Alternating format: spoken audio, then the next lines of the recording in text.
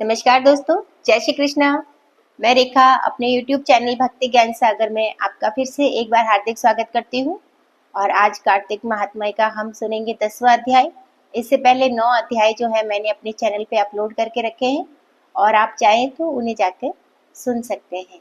और आज हम सुनेंगे 10वां अध्याय और इसके बाद हम सुनेंगे 11वां अध्याय, क्योंकि कार्तिक महात्म्य में जो कुल 35 अध्याय हैं तो हम आज 2 अध्याय एक साथ सुनेंगे। तो चलिए शुरू करते हैं। 10वां अध्याय। बोलो कार्तिक माता की जय। राजा पृथु ने कहा, हे देवऋषि, आपको नमस्कार है। कृपा कर आप ये कहिए कि जिस समय भगवान शंकर ने माथे का तेज क्षीर सागर में डाल दिया उस समय क्या हुआ। और नारद जी ने कहा, हे राजन, जब शंकर जी ने तेज क्षीर सागर में डाल दिया तब वह शीघ्र ही बालक होकर गंगा सागर के संगम पर बैठकर संसार को भय देने वाला रुदन करने लगा। उसके रुदन से समस्त संसार व्याकुल हो उठा। लोकपालों के मन में भी व्याकुलता हुई। अधिक कहने से क्या है, चराचर चलायमान हो गए। शंकर सुवन के रुदन से ब्रह्मांड व्याकुल हो गए। समस्त देवता ऋषि मुनि व्याकुल होकर लोक पितामह ब्रह्मा जी को प्रणाम किया और स्तुति की। फिर कहा, हे पितामह, यह तो बड़ा भयंकर समय आया है, इसका नाश कीजिए। देवताओं की यह बात सुनकर ब्रह्मा जी सत्यलोक से उस बालक को देखने के लिए समुद्र तट पर आए और समुद्र ने ब्रह्मा जी को आता देख उन्हें प्रणाम किया और बालक को उठाकर उसकी गोदी में दे दिया। और तब विस्मित होकर ब्रह्मा जी ने पूछा, हे सागर, तुम शीघ्र बताओ कि यह बालक किसका है। और तब समुद्र ने कहा, हे प्रभु, ये तो मैं नहीं जानता, किंतु मुझे इतना अवश्य ज्ञात है कि यह गंगा सागर के संगम पर प्रकट हुआ है। अतः आप इस बालक का जाति कर्म आदि संस्कार कीजिए और इसका जात फल बताइए। और नारद जी कहते हैं कि इधर तो सागर ब्रह्मा जी ऐसे कह रहा था और उधर सागर पुत्र भी ब्रह्मा जी के गले में हाथ डालकर बार बार उनका आकर्षण कर रहा था। अब तो उसने ब्रह्मा जी का गला इतनी जोर से पकड़ा कि वे पीड़ित ही नेत्रों से आंसू डालने लगे और किसी प्रकार उन्होंने अपने दोनों हाथों से जोर लगाकर गला छुड़ाया। सागर से यह कहा कि सुनो, मैं तुम्हारे पुत्र का जातक फल करता हूँ और मेरी आंखों से जो जल निकलता है इस कारण इसका नाम जलंधर होगा।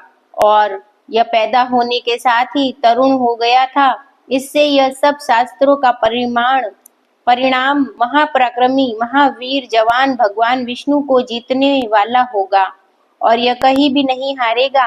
एक भगवान शंकर को छोड़कर सबसे अवस्थ होगा और जहां से यह उत्पन्न हुआ है फिर वही जाएगा। और इसकी पत्नी बड़ी पतिव्रता सौभाग्यशालीन स्वर्गवांग सुंदरी परम मनोहर मृद भाषिणी शील ही सागर होगी। और नारद जी ने कहा, हे राजन, सागर से यह कहकर ब्रह्मा जी ने शुक्राचार्य को बुलाकर बालक का राज्य अभिषेक करवाया।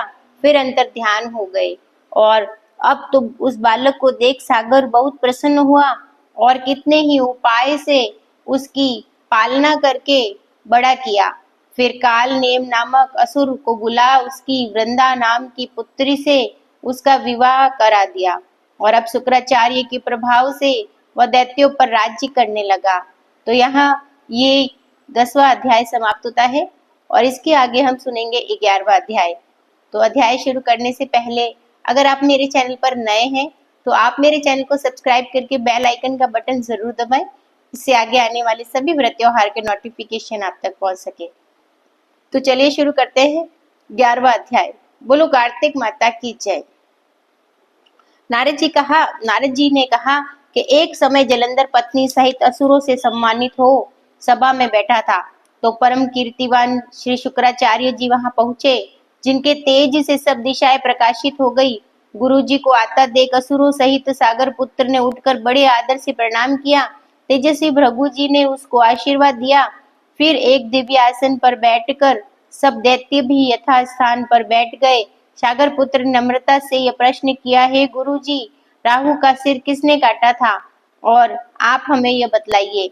और इस पर श्री शुक्राचार्य जी ने विरिचित्न पुत्र हिरण्यकशिपु और उसके धर्मात्मा पौत्र का परिचय देकर देवताओं और असुरों द्वारा समुद्र मंथन को संक्षेप से सब कथा कहकर और यह बतलाया कि जब समुद्र से अमृत निकला तो उसे देव रूप में राहु पीने चला, और इस पर इंद्र ने पक्षपाती भगवान विष्णु ने राहु का सिर काट डाला। यह सुनने के साथ ही जलंधर के नेत्र लाल हो गए। उसने क्रोध किया और फिर अपने धस्मर नामक दूत को बुलाकर गुरु को कहा हुआ सब वृत्तांत सुनाया। उसे यह आज्ञा दी कि तुम शीघ्र ही इंद्रपुरी में जाकर और इंद्र को मेरी शरण में लाओ। और धस्मर जलंधर का बड़ा निपुण दूत था। वह शीघ्र ही इंद्र की सुधर्मा नामक सभा में जा पहुंचा। जलंधर के शब्दों से कहा, हे देवता धाम, तुमने समुद्र को क्यों मथा? मेरे पिता ने सब रत्नों को क्यों ले लिया? और ऐसा करके तुमने अच्छा नहीं किया। यदि तू अपना भला चाहता है तो उन सब रत्नों सहित देवताओं को साथ मेरी शरण में आ जा, और अन्यथा मैं सत्य कहता हूँ कि मैं तेरा राज्य ध्वस्त कर दूंगा। और इस पर इंद्र बहुत विस्मित हुआ, कहने लगा, पहले सागर ने मेरे भाई से सब पर्वतों को अपनी खुशी में क्यों स्थान दिया और मेरे शत्रु दैत्यों की क्यों रक्षा की?